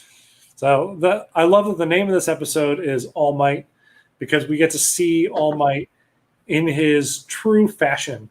Like I think in this episode, one big moment for All Might, kind of pushing beyond. Mm-hmm. And he like goes down there and gets Aizawa, and I think almost knowing Aizawa too is like he almost knew he came because I don't see him as finally resting after all that work until he knows someone's there to aid with everything. Yeah. Because he's just that cool. Like he would still be coherent even though he's getting everything handled to him. And I think this point in time, All Might's like, oh my God, I should have been here. He's seeing more that it's important. You let down teachers and students. Yep. You don't know the consequences of your own actions until you're in it sometimes. But there's a great shot that happens immediately after this scene where it cuts away and it shows them from a distance. And how tiny Aizawa is in All Might's arms. He's like creating a small child, but it's an adult man. It's just, it's incredible. I loved it. And then, he comes through and like basically cleans house. And I realize that he can carry like everybody. Like they all look like small children, and some of them are, but yes, Aizawa too looks like small children being run around by him. And he's just going faster and faster and faster. And this is the part also where that hand, I didn't get a picture of the hand hitting the ground, but as he goes by, he hit me as he was saving them, and he knocks the hand off the front of his face. Which is interesting because in this shot, you don't see any of that happening, but it does happen because he does mention exactly that. And this line is, he hit me as he was saving him. Yeah, because he's putting his hand back on his face, and he was freaking out about the whole sorry that happened to show this father thing, and all goes off about it. A lot of this time at this time frame, we don't know why he's mumbling about all of this either, because he just sounds crazy no matter what. So he is crazy. He is crazy. Character. That's one. Yeah, this scene is fantastic. I loved it. Because he's acknowledging the fact of how fast All Might is, but he's like, honestly, I expected him to be faster, but that just means that it's true what I've heard, that he has gotten weaker. And we know, the audience knows why he's been getting weaker. Also, the fact that he was getting weaker before he even transferred his power. But there's a steep drop-off of power as soon as he transferred it to Deku. It's like the final embers are starting to like really kind of blow away. And Tamura, with this incredible look and his dry lips, someone get this man some chapstick and put it all over his body, head to toe. Just cover him in it. He acknowledges it. Just like some of the best like facial expressions for this show. Like they're so good about that. This makes me want to pull out my Nendo again. I love that. No move. Yeah, and I like that. I realize this too, is that he's smiling a lot. Like they did the All Might smile on him, which was kind of odd. Like I watched it again and I'm like, oh, they actually went through the character design and thought about it. So I'm surprised no one just punches him in his brain. I mean, it's completely exposed. Just punch him there. I was just thinking about it, and there was some meme I saw about what's Keanu Reeves? What's the character he plays where he kills things with pencils? John Wick. Yes, that's what I was thinking of. I'm like, he could just stab him in the eyeball, or just right there, like right in the brain. Yeah. I would give that same look if I saw that villain too. Yeah. Well, this is when he realizes that he hits him with something and it doesn't even leave a mark, and he's just like, "What?" I mean, Midoriya tried to warn him, but at the same time, All Might's like, "It's fine, I got this. No matter what it is, I got it." But he still realizes, because he tries delivering the Carolina Smash, which is that cross-like move. Yeah. Which I think like created this crazy vortex of wind, because I think we see all the other characters like blow away from it, but Nobu's just standing there like nothing even happened. He's super excited that he's there too. Yep. And then it goes on because he has shock absorption. I can't even talk right now. And then he's just like hitting him and hitting him and hitting him, and so it's not going to affect anything because that's also why Midoriya's hit didn't work, because it absorbed it. Yep. But it's, as we'll learn, shock absorption, not shock nullification, which is a big, difference. Oop, skipped one. Oh, yeah, everybody's just acknowledging All Might's like crazy power. Or the fact that Midoriya is carrying a grown man back to them. Well, he does have super strength. Granted, he can't use it right now because he doesn't know how. With his broken fingers, and so I was very impressed by this. I mean, from what we learned from Sue, she should have been carrying him in his tongue. Granted, it might not be like the best method to carry a probably broken body, but none of this is. No. You're not going to give it to I don't know how tall Manetta is, but I'm going to think he's like 2'7". Yeah. You're not going to give it to that little kid, are you? He'll stick to his head. Gross. Oh, that was probably like telling, even though All Might's just a rookie teacher, you can't teach without looking at his notes. She's serving harsh delivery to All Might right there. Mm-hmm. And then this is Midoriya going into basically realizing that he's not at full capacity right now. He's fighting somebody who's just as strong as him. And he knows because every morning, I like how it says he gets his news in real time. So that kid is like on his phone, like watching stuff happen. Like, oh yeah, and it's just insane. But yeah, he knows he resolved those cases, and then he goes to the next thing where there's like 13 motions to Aizawa that signals to him that the 3 hours is almost up. They all know that this is not going to end well for All Might. Yep. And we see Midoriya say this numerous times how he's stressing because he's the only one who knows. In this situation, everybody's like, All Might's here, the day is saved, and it might look like that on paper, but Midoriya's like, no, guys, you guys don't realize, but he probably only has like 10 minutes of time to really kind of squash all this threat before he is like worse off than all the rest of us. Yeah. Yep. So we kind of go through all that stuff. Simple peace cannot be daunted by evil. Yeah. Oh, yeah, it was a good moment. I didn't catch when he first did it because it's like a big suplex, and like I think even Mineta says that suplex created more power than like anything's ever seen. It was crazy. And then Tomorrow's like, "Oh, were you trying to keep him from moving by sticking him deep into the concrete because he absorbs all the power?" And then Mr. Fog Dude comes out of nowhere and basically transposes so they have one half of them on one side and one half on the other, which is really cool that he can do and still have another piece of himself to talk and give the explanation of what's going on. His power is off the charts. It's crazy. It's nuts. This the whole plan here, we get to actually like learn all the plans for the villains had for how to kill All Might. It's devastating. I think we'll probably kind of go into it because Nomu is grabbing All Might right in that spot that his injury is in. On the side, and then Midoriya decides that he's going to go help. Yep. Time. So I think this happens after Kurogiri explains what he was going to do because slicing him in half. Yeah. Because he's like, not that I really want a person's guts all inside of me, because he was going to like pull him in halfway. And it kind of like, I think it's a dream sequence kind of thing as Kurogiri's explaining this because they actually show it, not him exploding in half, but like right up to that moment where Nomu would be pulling him into the warp gate till he's about like here. And then Kurogiri would close up the warp gate on him, therefore cutting him in half and just all of his guts going inside Kurogiri. And he's like, not that I really want a person's guts inside of me, but because it's you, I will be honored because it is like the symbol of peace. Like to have the symbol of peace's guts within me. Freaking gross. It's gross. Yeah. Anyway, back to some more lighthearted stuff. Midoriya trying to rush in to save the day. Yeah. How did that go? Probably not well. No.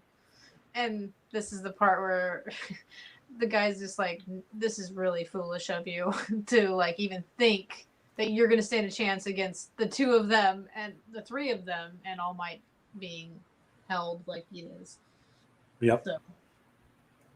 But someone comes in to save the day. The only Deku in the 3 episodes. Oh, really? So they call him Midoriya because I don't think Froppy calls her Deku. No one does until a little bit later. Yeah. So we get some really good Bakugo faces at this point in time because he's figured out, just the same as Uruka's figured it out, that piece is his physical body. If he can hang on to it, he can do his damnedest to do that. I love that he's holding it down and he's just sending out like tiny little explosions. Be like, dude, I can just blow you up whenever I want. Just go ahead, move. If I feel you move even like the slightest bit, I'm gonna blow you up. he's just like crazy about it. And I think there's like later on you see there's a screenshot of like Kirishima being like, that's not very hero-esque of you, but it's cool. I think that's when you see him like smiling and really enjoying the fact that he has Kurogiri pinned down. Mm-hmm. Oh, and then Shoto Yeah. shows up and freezes Nomu, which is actually a big thing that he has enough control to stop it right at the point where Nomu is touching All Might enough to loosen the grip so that All Might can do what he needs to do. Yep. Yeah. Again, going back to Shoto's fine training that he must have had somehow. Mm-hmm. Do we know who at this point in time in the series? Do we know who Shoto's dad is? No, but I can't even say that they did introduce them because that will throw it off too. Okay, cool. There we go. I mean, they did. Yeah, you're right. Yeah. So moving on. I'm wondering. Also, just a quick side thing. I don't know if it's happening for you, but I'm wondering if the chat is frozen for me because it hasn't moved in 4 minutes. And maybe. I don't know. And see if I can get back in. Yeah, here's your Bakugo threatening Kurogiri pinned down, saying, "Stop acting so stuck up, Foggy nobody." That part made me laugh too. I was like, "Wow, Bakugo." If you called him the Foggy Extra, that would be even better. The squishy Bakugo face. Mm-hmm. I want to find out what was that squishy one. Oh, it's that one. Yeah, it's a good one. I feel like everyone misses that he could have killed him, but he didn't. Yeah, there's a lot of moments where the heroes could have killed the villains in these things, or the villains could have killed the heroes too, but they didn't. Because like they were just toying with Aizawa, thank you, but they didn't have to. They could have killed them straight off. Bakugo could have killed Kurogiri here a couple times. Yeah, a lot of murder could have happened. And then they explain, like, I like the dialogue for Shoto and Bakugo during this time because both of them are acknowledging that you can't kill All Might. We're not going to allow it because we're here as well. They're like announcing their presence a little bit. Yep. And this is like a hero line I felt for him. I agree. Mm-hmm. Kurogiri, our exit and entrance has been overcome. Yeah, Tomura just kind of recognizing the fact that like they have the advantage right now, or so they think, because Nomu is maybe not down for the count like maybe some think. Yeah. Oh, he's explaining to him how he figured out that he had a physical body because when he went and shot him, he said, "Oh, that was close," because being that he's awesome like that, he talks out loud and says things. And Bakugo being smart enough to realize, hey, this means that I can hurt you. So it's another way of showing that each kid brings something special. Yep. They're all thinking, they're all kind of figuring out this hero thing. Yep, there's definitely more than meets the eye, which is great. Because you would think he's just the angry, explosive boy, but no, there's a brain in there, and he's thinking. He wants to be number one, and you need more than just explosive power and a good quirk to be number one. This is that. If I feel like this is after you could tell the smoke kind of rising up from his fingers too. He shot off those tiny little explosions. Yeah. And the next one's like his behavior isn't very hero-like, but he doesn't care. He's just gonna smile at it. But it's like, oh, he's sweating. That's a nervous smile. I got like I don't know about that, man. With his hands crossed. Yeah. He's like, kids these days are amazing because their quirks are all pretty awesome. Yeah. Quirks are powerful. Mm-hmm. I didn't get the part where he was like coming out of the ice because Totodori has frozen all his limbs off, and he just basically let them peel off of his body and like move around, and just like freaking out because he's moving without limbs, and then he grows them back. And All Might even says, I thought his quirk was super absorption, and Tomura goes through all this stuff about. He's super excited to explain it too, which made me laugh because he's like, "Oh, you think that was the only thing that he has? He has super generation as well, and like some other things. I'm not going to tell you all of them because it's crazy." He was designed to take on All Might at 100%, is what he says.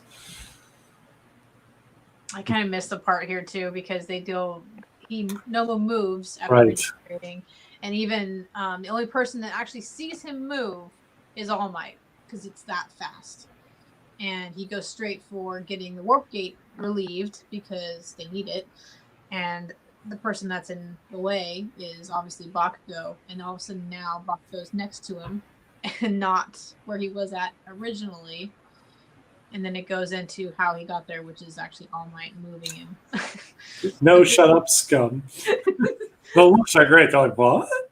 Yeah. And he's mad because he didn't see it. And he thinks that he's like, and it's another thing in his mind, like, I need to fix this because I want to be the best. Yep. It's And All then Might saving the day. You learn. child. It's interesting because like I want to know how he was able to move him out of the way and get everything up. Like he must have moved at like lightning speed because Nomu should have about the same speed as All Might, but All Might must have moved much faster. Well, he got hit, so whatever Nomu was going to do, it hit him instead of Bakugo. Yes. Which is crazy that he was going to hit Bakugo with that much power.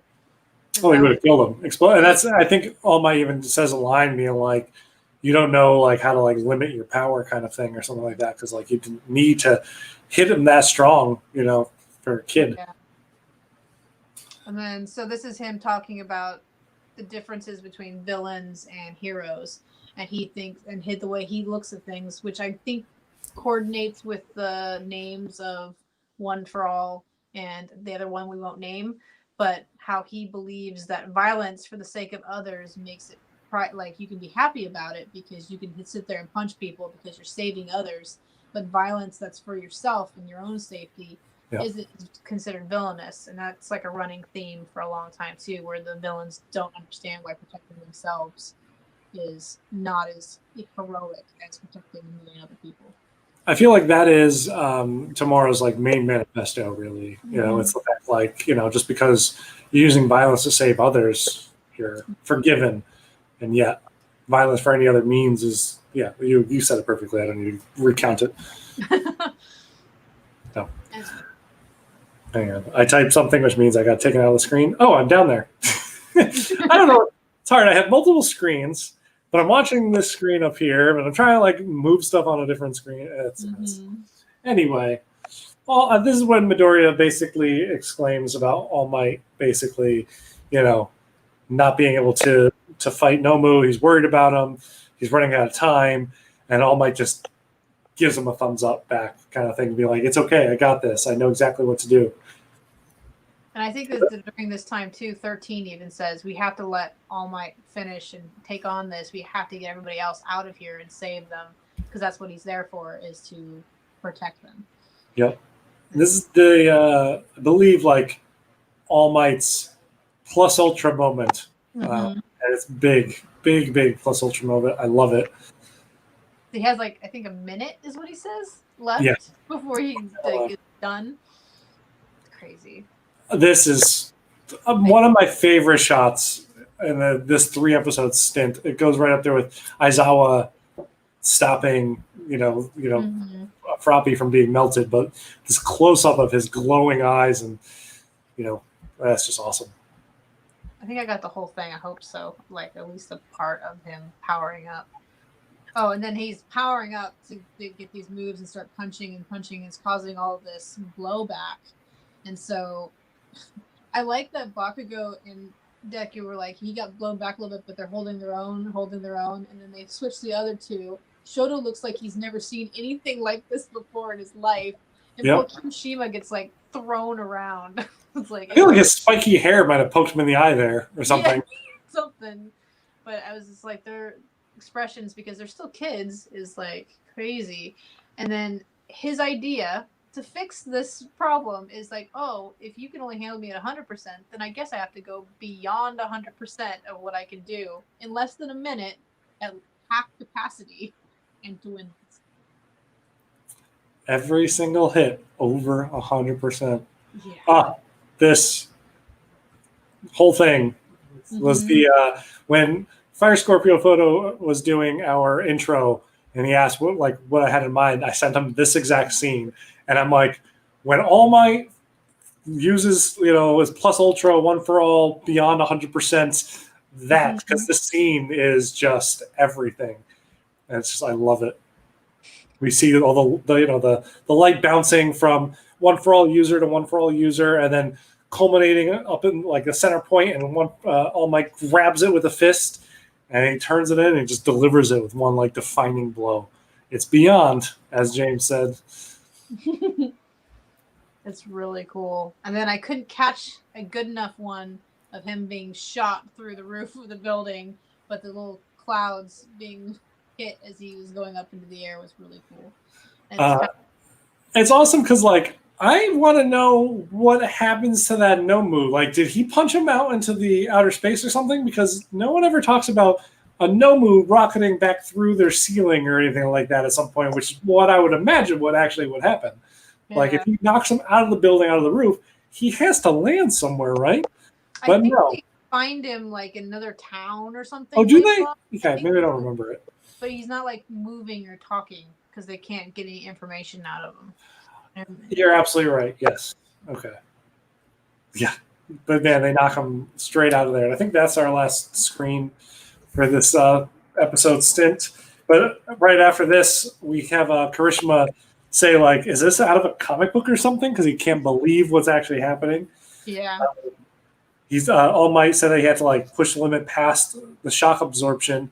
Because he's like, if your ability is shock absorption, that means that you have a limit, which means I'll just keep punching you until it's beyond that. And he references the fact that, like, he had to go beyond, like, in his earlier days it would have just taken like 10 hits, but he had to instead hit him 300 times at over plus over 100%. It's just outrageous, but he was smiling about it and steaming up air, because as we know, when he's steaming up the air, it means he's about to shrink down and become little All Might. And then it goes back to that point where he's just knocked Nomu out, and now he's like, oh God, I have to stand here and be like, okay, none of us want to be here any longer, because he knows he's going to turn. He can't move. And I think that's how they pan out the episode, is basically that standoff between him and Tamura and what Tamura's going to do. Yep. And we will find out next week on episode 5, although I think everybody in the comments watches way beyond all this. So everybody knows. But we'll save the breakdown for that next week. Favorite moment of episode 12? This was a lot in this one, but I mean, it's got to be. I like the thumbs up. I like that All Might is still himself. He knows that he is going to probably maybe not win this, but he has to win it. So I really like his relationship with Midoriya, where Midoriya is worried. He's like freaking out because it's Midoriya, but All Might's like, no, I got this. Everyone thinks that he's got this, so he has to. So I really like the way he steps up in this one. Yeah, that's a great seeing All Might, even though he's past his limit. He's been past his limit for a while. Go beyond it. That's my moment of the episode too. Is, I mean, the name of the episode is All Might. It's all about All Might at this time, and seeing like the extent of where he can still go at this time and still be as like heroic and be the symbol of peace, and seeing all the kids' reaction, because no one, I think, besides Bakugo and Midoriya have seen All Might in action before, at least that we know of. Maybe Shoto based on his upbringing, but we don't know that. So we see like all their reactions are just like, what the hell is happening? And like all this wind. And I think we even see Ida outside, who's like, was that a villain that just rocketed out of this? I know someone references a villain and come rocketing out of the ceiling, or the I was Ida, I think, because he's on. I think at this point in time, we're finding out what he went and got and who he went and talked to. Yeah, heading back. Christie's moment is I liked when all the boys came in to save All Might. Shows why they got into UA. Also represents some of the stronger characters. Yes, this is. I think that group that we got to see. We got to see Kirishima, Shoto, Midoriya, and Deku. Midoriya, Bakugo. All together, like that grouping is like, there's a couple more that will get added in. Some will leave in some situations, but at least 2 or 3 of those, in any big incident that happens, we will see those figures come back in. They really show their heroic side in a tremendous way, and this is like the beginning of it. this is how it all kicks off, and then maybe acknowledging each other. Maybe we don't know that yet, but we'll see. But you can also see like the difference between Bakugo's not screaming at everybody too. Like he's actually now found like his starting point as he did and realizes that they're strong too and using them with him. Like he could easily probably punch Kirishima out, blew him out of a window and said, no, I'm going to fight all these bad guys myself, because that probably would have been the way he would have done things originally. And yet, like, I would have expected him, because he will, even going forward, as Shoto and him face off or kind of go on to, have a rivalry of their own, he still usually yells at him like, you damn half and half bastard kind of thing. Yeah. And he didn't do that this time, which is great, because I think he realizes also they're up against real villains, and this is the very first time. Well, it's actually technically his second time, but it's his first time as a dressed hero in that situation. And he's up against more than just a single sludge villain who clearly had the upper hand in that earlier situation.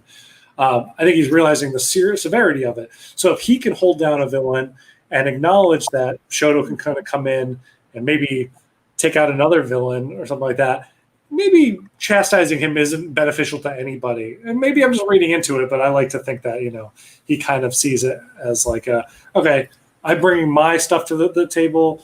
Everybody here is bringing something else to the table. We're just trying to save the day.